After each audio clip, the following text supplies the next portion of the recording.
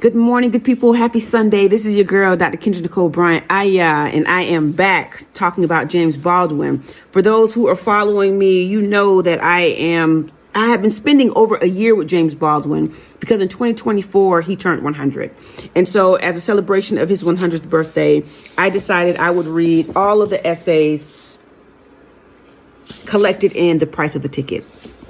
Today, and for the upcoming weeks, I'll be reading The Fire Next Time. Yes, The Fire Next Time is archived or anthologized here. Now, The Fire Next Time is written in two parts. There's two letters. One letter is called My Dungeon Shook, Letter to My Nephew on the 100th anniversary of the Emancipation. Now, the 100th anniversary of the Emancipation was 1963, the same year that Martin Luther King delivered the I Have a Dream speech. At the time that James Baldwin is writing this letter to his nephew is 14 years old. And so this is what I'm going to discuss and actually read to you all because it speaks for itself. I don't need to discuss it, but there's so much beautiful written in here that I just want to read it to you all, if that's okay. The second part of the letter, which I'm going to take my time with and read, I'll probably read throughout the week. And hopefully I'll be finished by Sunday. The second letter is called Letter from a Region in My Mind. It's down at the cross, Letter from a Region in My Mind. And so that's about 20 or 30 pages, probably more than that. And so I'm not going to tackle that today. But I want to read The Fire Next Time, My Dungeon Shook, Letter to My Nephew on the 100th anniversary of the Emancipation. And I hope that's okay with y'all, that I'm going to read this verbatim. Dear James, I have begun this letter 5 times and torn it up 5 times. I keep seeing your face, which is also the face of your father and my brother. Like him, you are tough, dark, vulnerable, moody, with a very definite tendency to sound truculent because you want no one to think you are soft. You may be like your grandfather in this, I don't know. But certainly both you and your father resemble him very much physically. Well, he is dead. He never saw you, and he had a terrible life. He was defeated long before he died because at the bottom of his heart, he really believed what white people said to him. He really believed what white people said about him. This is one of the reasons that he became so holy. I am sure that your father has told you something about all that. Neither you nor your father exhibit any tendency toward holiness. You really are of another era, part of what happened when the Negro left the land and came into what the late E. Franklin Frazier called the cities of destruction. You can only be destroyed by believing that you really are what the white world calls a nigger.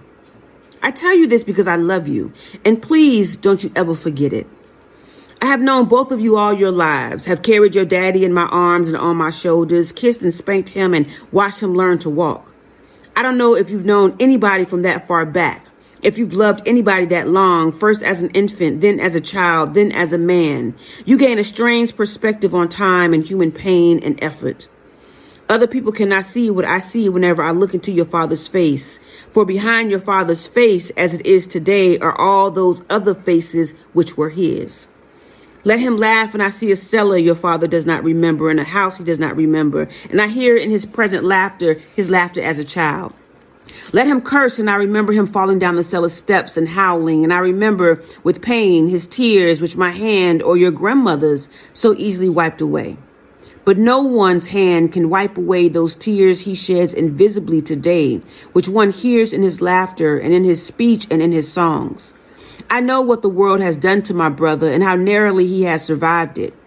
And I know, which is much worse, and this is the crime of which I accuse my country and my countrymen, and for which neither I nor time nor history will ever forgive them, that they have destroyed and are destroying hundreds and thousands of lives and do not know it and do not want to know it. One can be, indeed, one must survive. One can be, indeed, one must strive to become tough and philosophical concerning destruction and death. For this is what most of mankind has been best at since we have heard of man. But remember, most of mankind is not all of mankind. But it is not permissible that the authors of devastation should also be innocent. It is the innocence which constitutes the crime.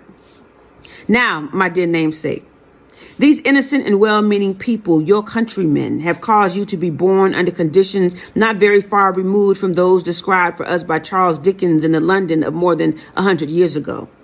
I hear the chorus of the innocents screaming, "No, this is not true. How bitter you are." But I am writing this letter to you to try to tell you something about how to handle them. For most of them do not yet really know that you exist.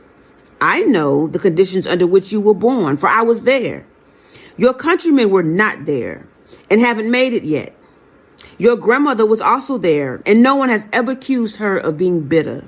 I suggest that the innocents check with her. She isn't hard to find. Your countrymen don't know that she exists either, though she has been working for them all their lives. Well, you were born, here you came, something like 14 years ago. And though your father and mother and grandmother, looking about the streets through which they were carrying you, staring at the walls into which they brought you, had every reason to be heavy-hearted, yet they were not. For here you were, Big James, named for me. You were a big baby. I was not. Here you were, to be loved. To be loved, baby. Hard, at once, and forever, to strengthen you against the loveless world. Remember that. I know how black it looks today for you. It looked bad that day, too. Yes, we were trembling. We have not stopped trembling yet, but if we had not loved each other, none of us would have survived. And now you must survive because we love you, and for the sake of your children and your children's children. This innocent country set you down in a ghetto in which, in fact, it intended that you should perish. Let me spell out precisely what I mean by that, for the heart of the matter is here and the root of my dispute with my country. You were born where you were born and faced the future that you faced because you were black and for no other reason. The limits of your ambition were thus expected to be set forever. You were born into a society which spilled out with brutal clarity and in as many ways as possible that you were a worthless human being. You were not expected to aspire to excellence. You were expected to make peace with mediocrity.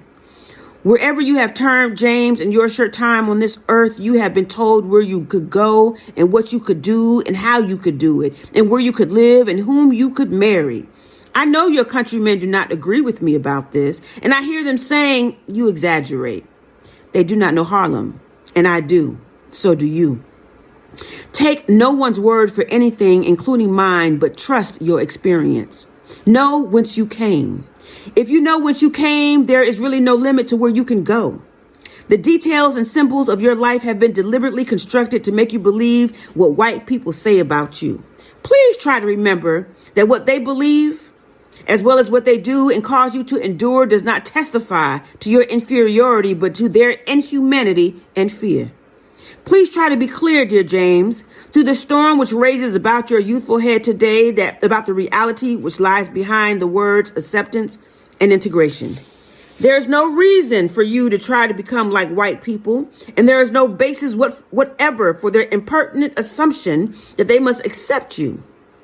The really terrible thing, old buddy, is that you must accept them. And I mean that very seriously. You must accept them and accept them with love. For these innocent people have no other hope. They are, in effect, still trapped in a history which they do not understand, and until they understand it, they cannot be released from it. They have had to believe for many years and for innumerable reasons that black men are inferior to white men. Many of them indeed know better, but as you will discover, people find it very difficult to act on what they know. To act is to be committed, and to be committed is to be in danger. In this case, the danger in the minds of most white Americans is the loss of their identity. Try to imagine how you would feel if you woke up one morning to find the sun shining and all the stars aflame. You would be frightened because it is out of order, out of nature. Any upheaval in the universe is terrifying because it so profoundly attacks one's sense of one's I'm so hype, y'all. Any upheaval in the universe is terrifying because it so profoundly attacks one's sense of one's own reality. Well, the black man has functioned in the white man's world as a fixed star, as an immovable pillar. And as he moves out of his place, heaven and earth are shaken to their foundations.